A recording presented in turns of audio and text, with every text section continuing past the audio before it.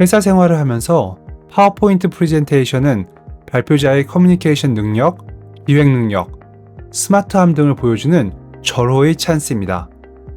최근 몇몇의 회사에서 PPT 금지 등을 사내 기조로 내거는 경우도 있지만 사실 이것은 파워포인트를 커뮤니케이션을 돕는 툴이 아니라 커뮤니케이션 그 자체로 사용하는 주객이 전도가 된 케이스가 만연해서 그런 것입니다.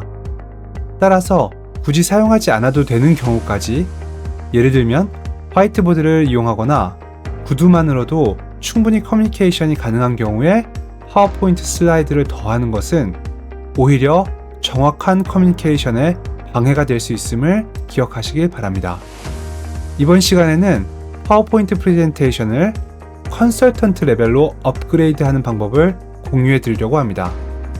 10수년간 PPT를 다뤄온 실무자의 경험과 여러 강의에서 배운 지식을 녹여서 맥킨지나 보스턴 컨설팅의 컨설턴트 뺨치는 그런 파워포인트 프레젠테이션을 만드는 노하우를 공유하려고 합니다.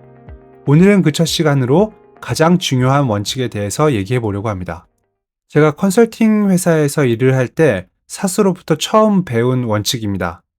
슬라이드 작업 들어가기 전에 A4 용지 한 장에 스토리라인을 먼저 빽빽하게 써라. 이 스토리라인 페이지를 들고 슬라이드 작업에 들어가야지 전체적으로 흔들리지 않는 일관성 있는 커뮤니케이션이 가능합니다.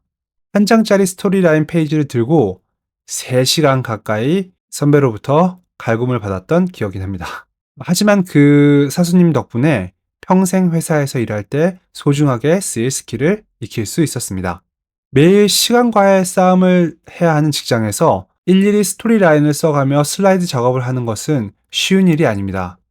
따라서 이그제큐티브 서머리, 즉 핵심 요약 페이지를 간단한 스토리라인으로 생각하고 만들어 나갈 것을 추천합니다. 제가 이그제큐티브 서머리의 예를 한번 만들어 봤는데요. 이그제큐티브 서머리는 특히 매우 간결하고 명확해야 합니다. 슬라이드의 내용을 좀 들여다보면 첫 번째로 전체 스토리라인은 크게 3가지 파트로 나눠져 있고요. 5개의 키 메시지로 이루어져 있습니다. 각 키 메시지를 뒷받침하는 슬라이드를 한 장에서 3장씩 채워 넣는다고 생각하시면 되겠습니다. 중요한 단어는 이렇게 색깔이나 굵기를 적용해 하이라이트를 합니다. 여기서 주의할 것은 하이라이트 임팩트를 남용하지 않는 것입니다. 하이라이트를 너무 많이 하다 보면은 슬라이드 자체가 지저분해지기 마련입니다. 슬라이드 한 장당 실제 프레젠테이션 소요 시간은 3분 정도입니다.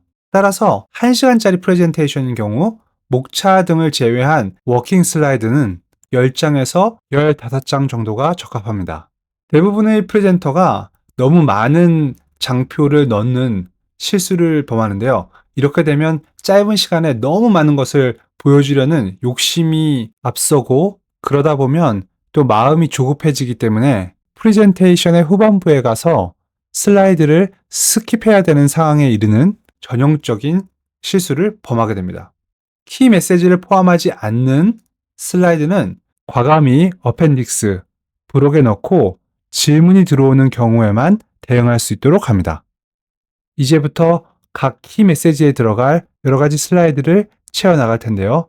이 슬라이드들의 맨 앞에 키 메시지 하이라이트 슬라이드를 만듭니다.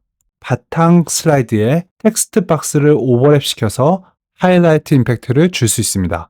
정확하게 어떠한 작업을 했는지는 샘플 파일을 블로그에 첨부시켜 놓았으니 참조하시면 되겠습니다. 이렇게 함으로써 목차와 같이 청중에게 이 프레젠테이션이 어디까지 와 있나 하는 정보를 제공함과 동시에 키 메시지에 청중의 포커스를 집중시킬 수 있습니다. 이그제큐티브 서머리를 이용해서 스토리라인을 만들고 키 메시지 하이라이트 장표를 슬라이드를 만들고 나면 본격적으로 메인 슬라이드를 만드는 작업을 합니다. 대부분의 분들께서 대충 스토리라인을 머릿속에 그리거나 스토리라인 슬라이드 없이 바로 장표 작업에 들어가시는데요. 결국은 나중에 수정 작업에 더 많은 손과 시간이 들어가게 마련입니다. 따라서 가장 첫 단계로 명확하고 깔끔하게 스토리라인과 이그제큐티브 서머리를 작성하는 것이 바로 기본 중에 기본이라고 말할 수 있겠습니다. 다음 시간에는 글로벌 컨설팅 회사에서 실제로 파워포인트 프레젠테이션을 만들 때 슬라이드를 꾸미고 구성하는 원칙과 방법에 대해서 함께 공부해 보도록 하겠습니다.